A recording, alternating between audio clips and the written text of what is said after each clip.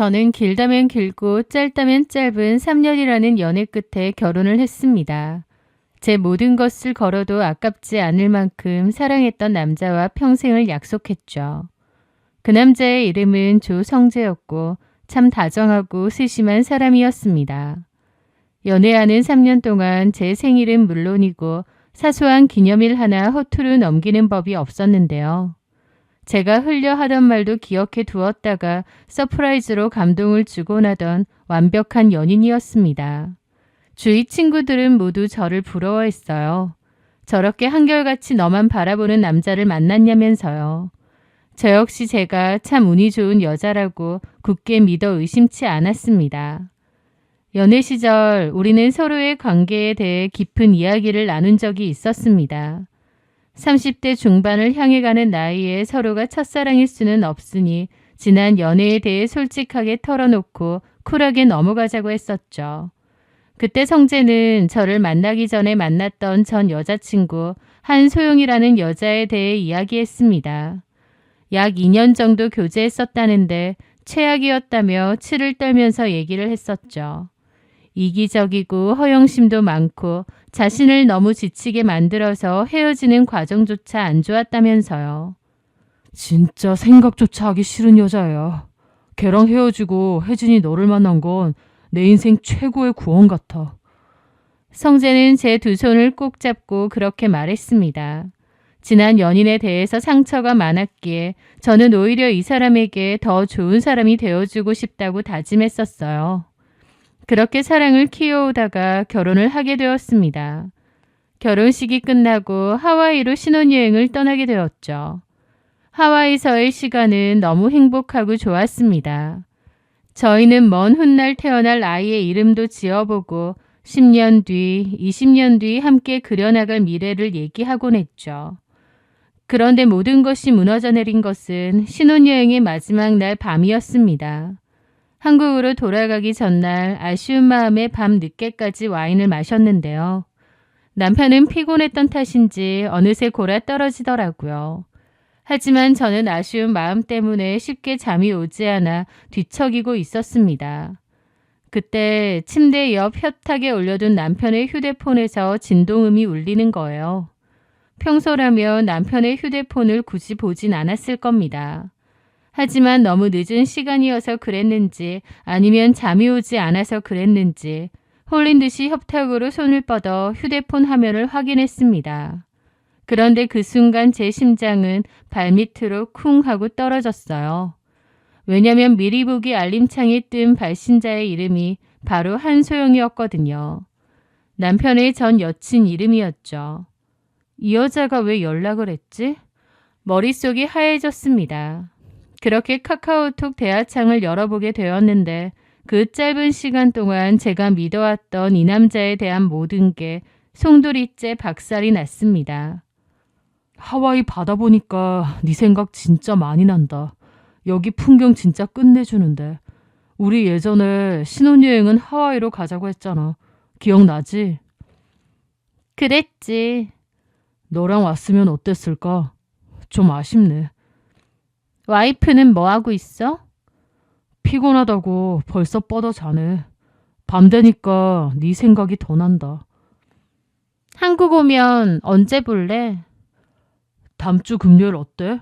와이프 친정 가는 날이라 저녁에 시간 됨. 나도 그때 시간 돼. 근데 우리 만나는 거 네 예비 신랑 알면 네 결혼 파토나는 거 아니야? 절대 모르게 해야지. 말이라고 하니? 그렇게 벌벌 떨면서 나는 왜 만나는데? 우리 예랑이가 모든 게 다 완벽한데 딱 한 가지.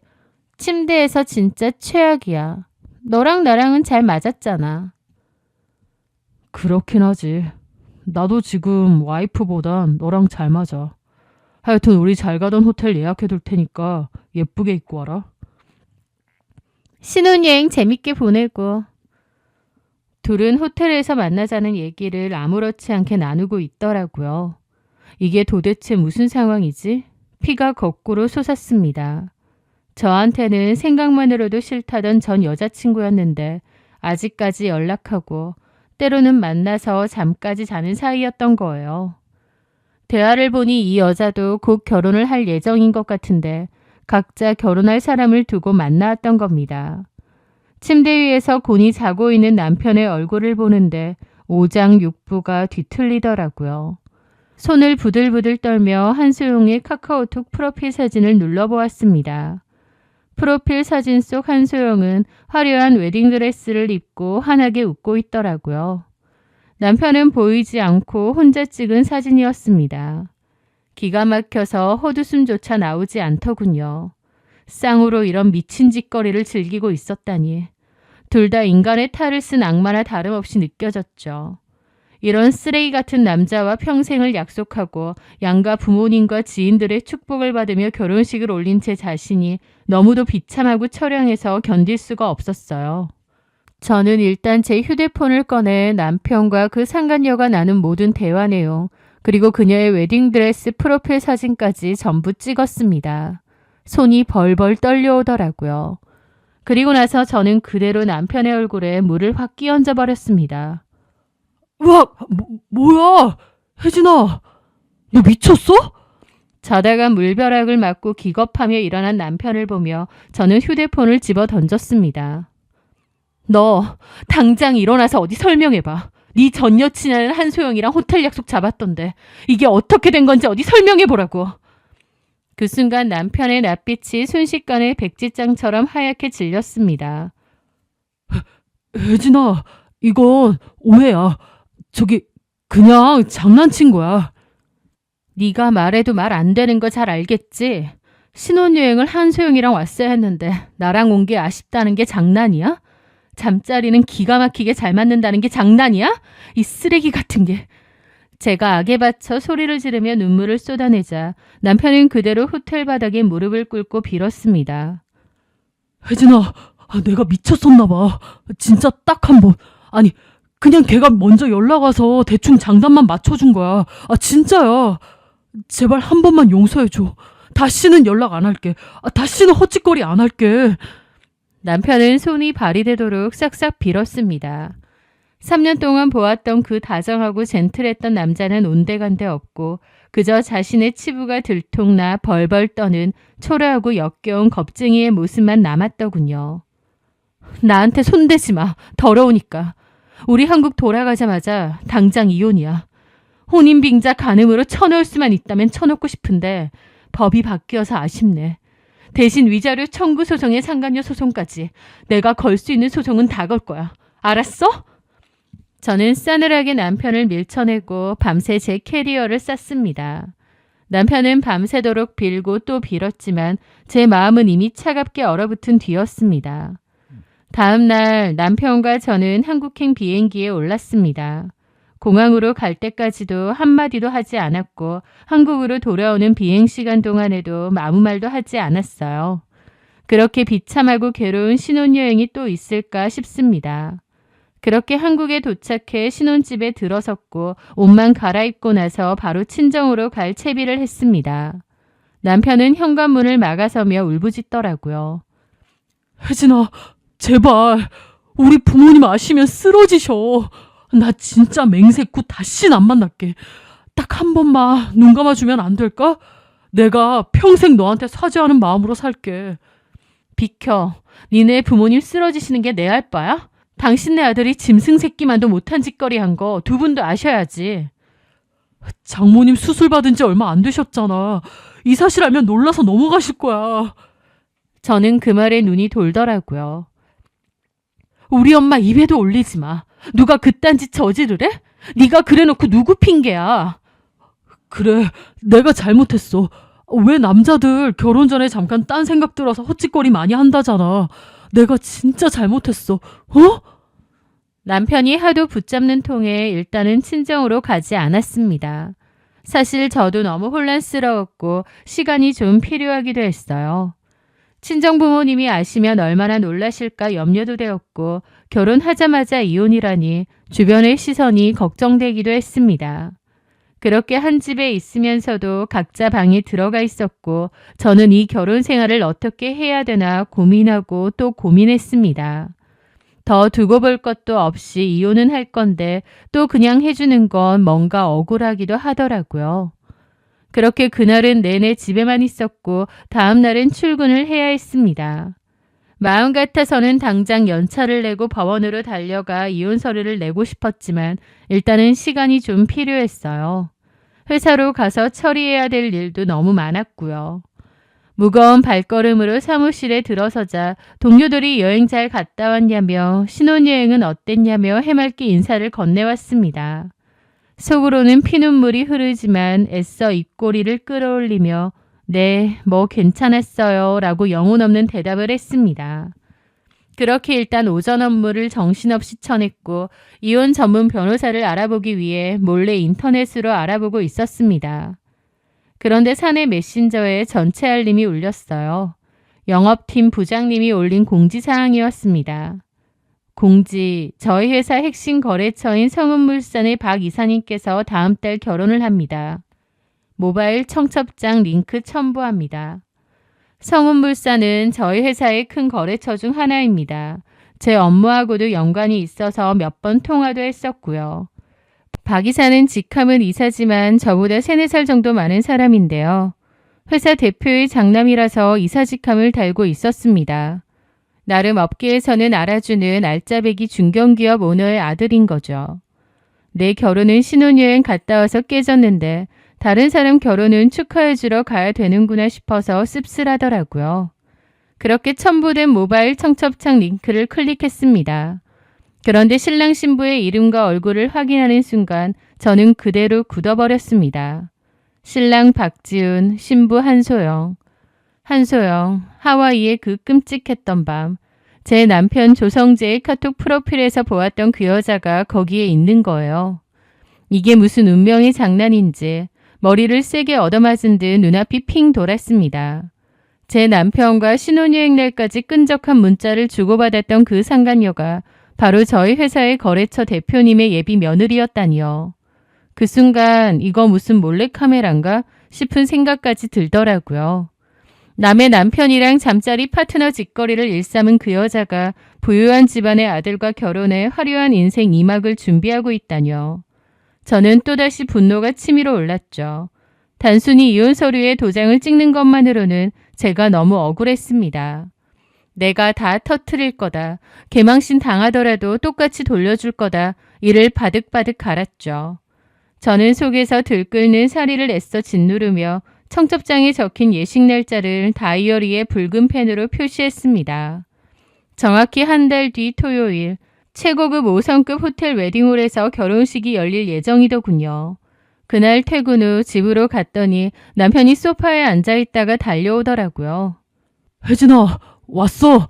자기가 혹시 안 올까봐 너무 걱정했어. 저는 남편의 가증스러운 얼굴을 봤습니다.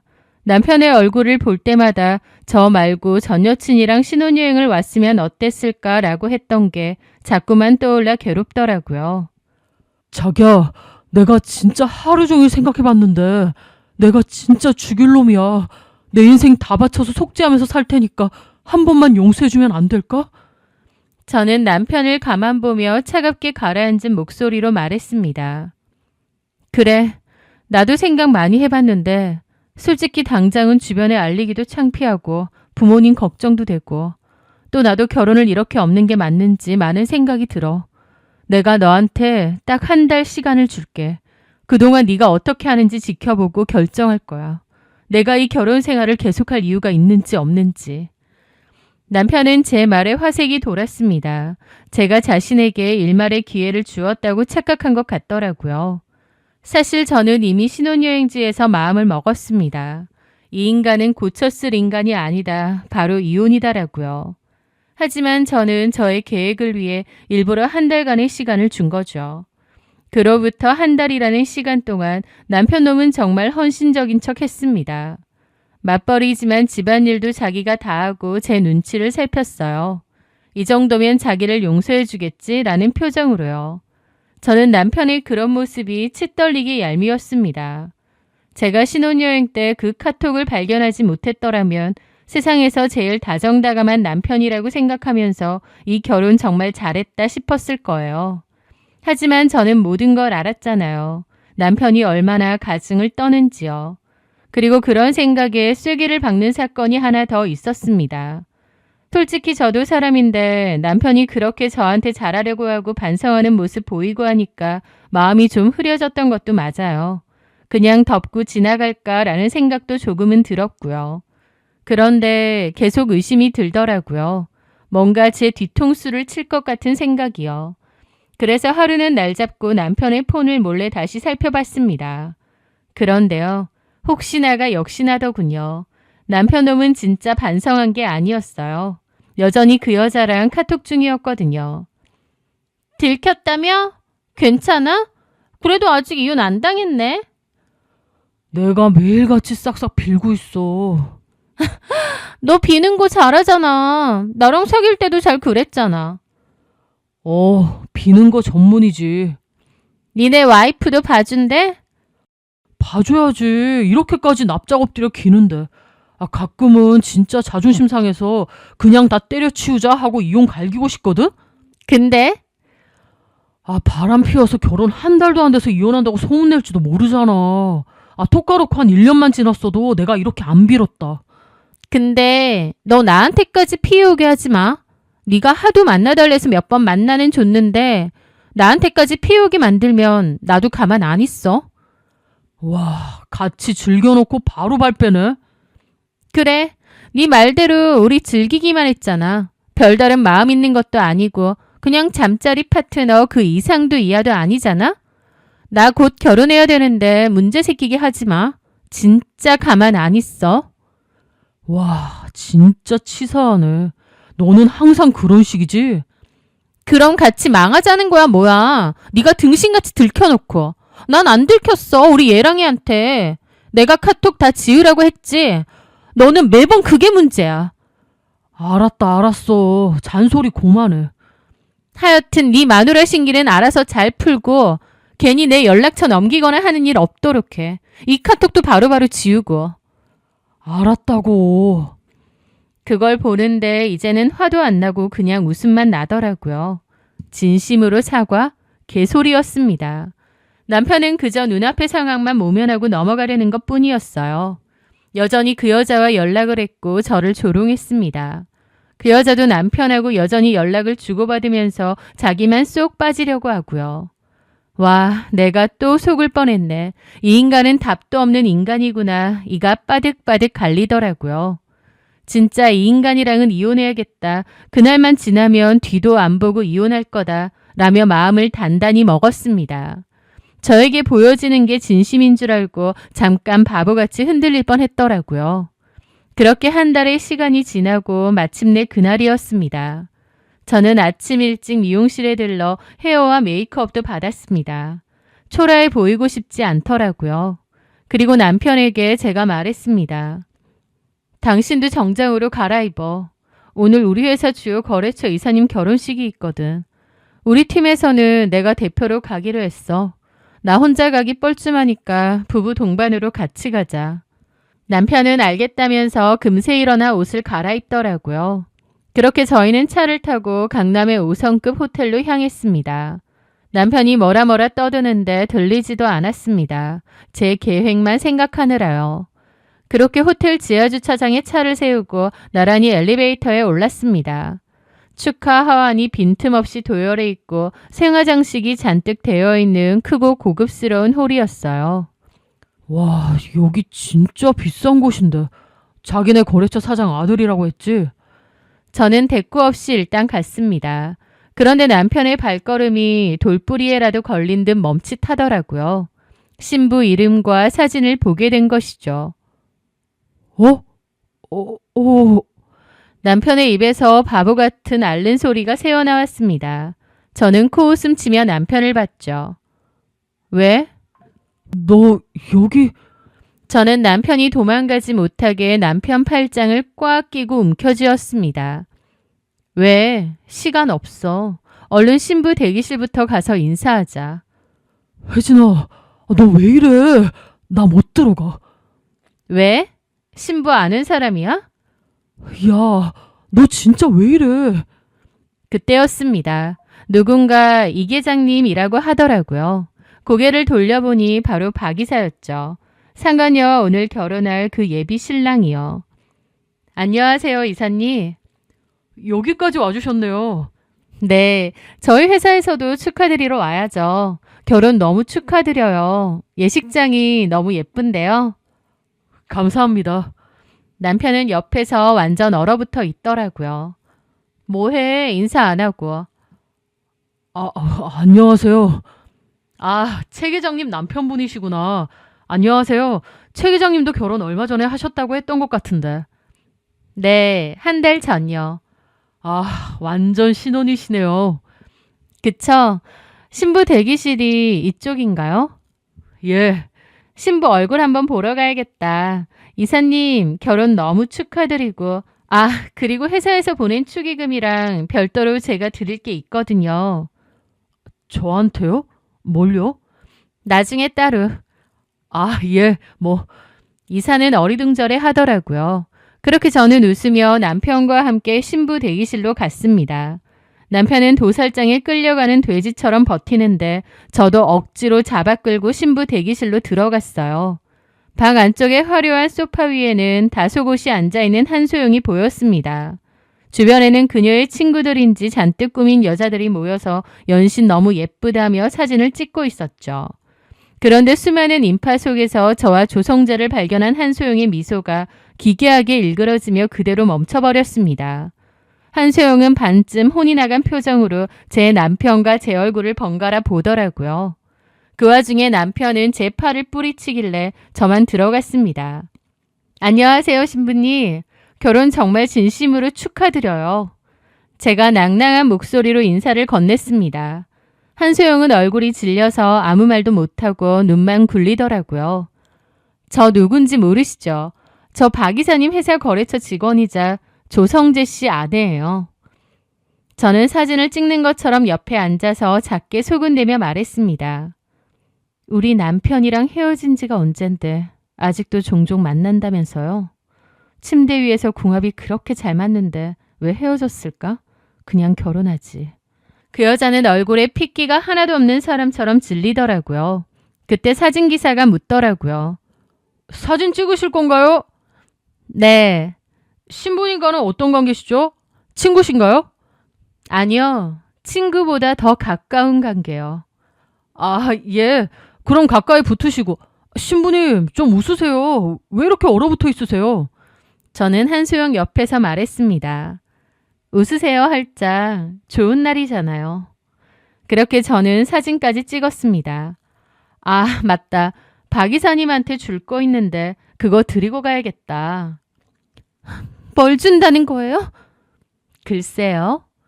그렇게 저는 밖으로 나왔습니다. 그리고 박 이사를 향해 걸어가는데 한소영이 갑자기 신부 대기실에서 뛰쳐나와 저를 붙잡더라고요. 신부 대기실에서 신부가 뛰쳐나오니 사람들 다 놀라서 쳐다봤죠. 저기요. 이러지 마세요. 나중에 저랑 따로 얘기하죠. 뭘요? 왜 이러세요? 저 멀리서 박 이사도 놀라서 오는 겁니다. 소영아, 왜 이래? 제가 박 이사님한테 할 얘기가 좀 있다고 하니까 갑자기 뛰쳐나오던데요. 둘이 아는 사이예요? 저는 모르는데 아내 되실 분은 저를 아시나 봐요. 박 이사도 황당해서 한소영을 보더라고요. 한소영은 뒤에 멀거니 서 있는 제 남편을 힐끗 노려보더니 저한테 그랬죠. 오빠, 이 여자 미친 여자야. 이 여자 제정신 아닌 것 같아. 갑자기 저한테 미친 여자라는 겁니다. 너무 당황했는지 무리수를 제대로 두더라고요. 너 왜 이래? 우리 거래처 직원분이셔. 미친 여자 같아. 막 헛소리하고 내 결혼식에서 당장 꺼져요. 야, 소영아, 왜 그래? 꺼지라고. 신부 대기실 와서 이상한 소리하고 그러잖아. 직원 불러서 쫓아내라 그래. 무슨 말을 하는데? 그 말에는 아무 말도 못하더라고요. 저는 피식 웃었죠. 말해보세요. 제가 뭐라고 했는데요? 한소영은 말도 못하고 얼굴만 시뻘개지더라고요. 소란이 일자 하객들이 하나둘 몰려들었습니다. 한소영도 어쩔 줄 몰라 하고요. 이쯤 되니 저는 굳이 내 입을 더럽혀가며 진흙탕 싸움을 할 필요가 없다는 생각이 들었습니다. 저는 당당한 얼굴로 말했죠. 결혼 축하드린다고 말했는데 갑자기 이러시네요, 박 이사님. 저는 먼저 가볼게요. 아무래도 제가 그냥 가는 게 나을 것 같아요.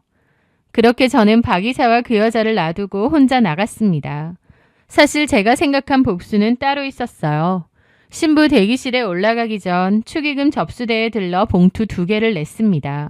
하나는 회사 측에서 보낸 축의금이 담겨있는 봉투고 또 다른 하나는 제 남편과 한소영이 나눈 대화 캡처가 들어있는 봉투였죠. 저는 사실 그걸 전해주러 온 거였습니다. 한소영을 만나서 직접 무언가 할 생각은 없었어요. 그런데 한소영이 제발 저려 먼저 저 난리를 친 거였죠. 저는 먼저 웨딩홀을 빠져나가고 있는데 남편이 따라와서 제 팔을 잡더라고요. 야, 너 이러려고 나한테 결혼식 같이 가져간 거야? 와, 진짜 미쳤네. 미친 건 너랑 한소영이지. 너 나 용서해줄 생각도 없었지? 나 엿먹이려고 이랬던 거지? 저는 웃으며 말했습니다. 신혼여행 가서 전 여친이랑 호텔 잡을 궁리나 하던 네가 진짜 미친 거 아닐까? 너 나한테 한 달간 기회 달래놓고 그 뒤로도 한소영이랑 낄낄거리며 내 뒷담했지? 내가 모를 줄 알았니? 그 말에 남편 놈은 아무 말도 못하더라고요. 반성 같은 소리 하네. 우린 오늘부로 끝이야. 짐은 내 알아서 뺄 테니까 너는 네 그 소중한 잠자리 파트너 한소영이나 잘 달래주든가. 내가 결혼 선물 하나 보냈으니 걔 결혼도 금방 파토 날 거다. 너 한소영이랑 같이 신혼여행 가고 싶다고 했지? 너무 잘 됐네. 한소영도 결혼 파토 날 테니까 둘이서 신혼여행이나 가, 하와이로. 제가 축의금 봉투에 넣어 보냈던 두 사람이 주고받은 노골적인 카톡 대화들은 고스란히 박이산의 가족들이 봤을 겁니다. 한소영이 예비 신랑의 잠자리 능력까지 비하하며 제 남편하고 놀아났다는 사실까지도요. 박이산의 집안에서는 즉각 파혼을 선언했습니다. 그리고 제 남편과 한소영을 상대로 거액의 위자료 소송을 걸었다더군요. 저 역시도 지체 없이 변호사를 선임해 조성재와 한소영을 상대로 위자료 청구 및 상간소송을 진행했습니다. 그렇게 며칠 뒤 제 짐을 챙기러 신혼집에 들렀을 때였습니다. 현관문을 열자마자 거실에서 조성재가 누군가와 고성이 오가는 통화를 하는 소리가 들리더군요. 아마 한소영인 것 같았죠. 한소영이 쌍욕을 퍼붓는 것 같았고 조성재도 핏대를 세우며 싸우고 있더라고요. 야, 너만 망했냐? 왜 나한테 지랄인데? 나도 똑같이 소송당했거든? 네 결혼 파토난 걸 왜 내 탓을 해? 나도 이혼당하게 생겼는데. 네 결혼만 무사하면 단 줄 알았어, 이기적인 년아? 둘은 절천지 원수가 되어 싸우고 있더라고요. 추잡한 짓을 그렇게 일삼아 놓고 언제까지 속일 수 있을 거라 생각한 건지. 저는 코웃음을 치며 보란듯이 안방으로 들어가 제 짐가방을 들고 나왔습니다. 그 후 긴 법정 싸움이 이어졌습니다. 두 사람은 서로에게 책임을 떠넘기며 비굴하게 굴었지만 다 소용없는 짓이었어요. 뭐라고 변명하든 둘 다 그저 상간남, 상간녀일 뿐이었으니까요. 결국 기나긴 소송 끝에 저는 그 둘에게서 두둑한 위자료를 받아냈습니다. 물론 그 과정이 쉽지만은 않았습니다. 게다가 믿었던 사람에 대한 배신감과 신혼여행의 악몽은 문득문득 저를 괴롭히기도 했죠. 하지만 저는 피해자였기에 숨지 않았습니다. 제가 움츠러들어야 할 이유가 없다고 생각했거든요.